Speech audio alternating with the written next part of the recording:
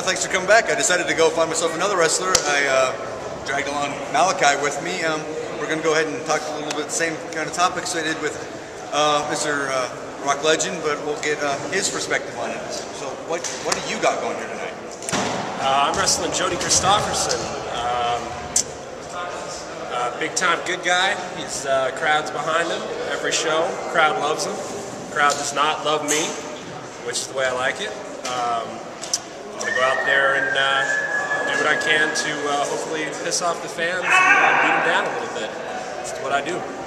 What do you got coming up within like next week or two? Next week or two, I think, is actually pretty clear.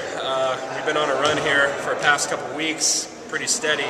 We just got done with Triple Shot, which is Friday, Saturday, Sunday.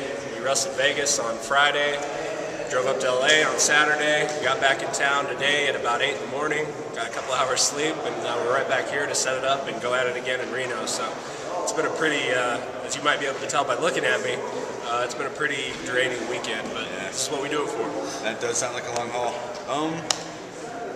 An interesting thing that happened a couple weeks ago on Main Street TNA, we had an incident with Jeff Hardy kind of coming a little bit inebriated to a show. They allowed him to work it and kind of cheat the fans a little bit out of the show with the total length of the actual match only going about 4 moves. What is your kind of take on a situation like that? Well, first of all, from Sting's perspective, I don't blame what he did at all. I mean, it sucks for the fans. You know, I'm sure they were pissed at him that that match got cut really, really short, but it was actually the safest thing to do. I mean, working on the independent scene, guys showing up to shows wasted, high on pills, drugs, whatever it is, you get quite a bit of that, especially the older veteran guys. Personally, myself, I wrestled a guy that knocked back a good pint or so with some whiskey before I had to wrestle him, and I didn't have the luxury of getting out of that match any quicker. I kind of had to just go along with it. It ended up being an all-right match, but man, it was a little bit more dangerous than it really should have been. He was extremely drunk, and there's no place in that. That happens a lot in the business. It always has, probably always will. It happens a lot in sports in general. It's not just wrestling, but it's tough in TNA's situation, being on TV. You know, the best thing probably would have been to not even let Hardy in the ring.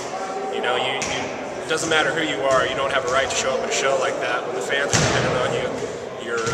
The guy you're wrestling is depending on you, and you show up just that completely inebriated. You know, there's really no place for that. And one more thing to touch on real quick. We're 1 week out from Granddaddy, WrestleMania. You got any kind of matches you're looking forward to watching on that one? Oh yeah, every WrestleMania. I'm a big time Undertaker mark, so I love the streak. I get into it every single match. It's hard wrestling for the last 10 years to watch a wrestling show and look at it from a complete fan's perspective and just kind of forget about what we know and just watch it as a fan and really get behind it. But every time I watch an Undertaker's match at WrestleMania, especially with him and Shawn Michaels the past couple of years, oh man, I'm like a little kid again watching wrestling. I love that. The rest of WrestleMania, you know, I'm sure it'll be good, but I'm looking forward to that Undertaker Triple H match for sure. What's kind of your take on WWE bringing back Stone Cold as a referee and kind of like The Rock hosted it? You kind of think they're a little bit relying on some of the oldies to kind of carry, even though they got this youth movement, but it doesn't seem like they can still draw like those two guys can. Oh, it's WrestleMania, man. Like it's the one day of the year where, I mean, Lawrence Taylor, Mike Tyson. I mean, it doesn't matter who you are. If you put butts in the seats, they'll put you in there whatever way they can. Stone Cold and The Rock are arguably the two top drawing superstars wrestling has ever seen. So, you know, if they can get those guys in there, I don't care if they're standing around ringside. You know, they're going to get them in there, and I'm personally looking forward to it. The Rock's deal with Cena going back and forth, very entertaining. Always love seeing Stone Cold. I'd love to see those guys in the ring again, man. They're a little older. Rock looks outstanding, probably better than he ever has. Stone Cold's looking a little old, but I'm sure those guys can get in the ring and pull it off again if they had to. But I'm all for it. I love seeing the old school guys come back and really put butts in the seats. All right. Thanks again to Malachi, and of course, if you missed him tonight or any of the other RWF matches, you missed out. But again, RenoWrestleFactory.com to figure out when their next show is, and try to catch these guys sometime. It's a great show.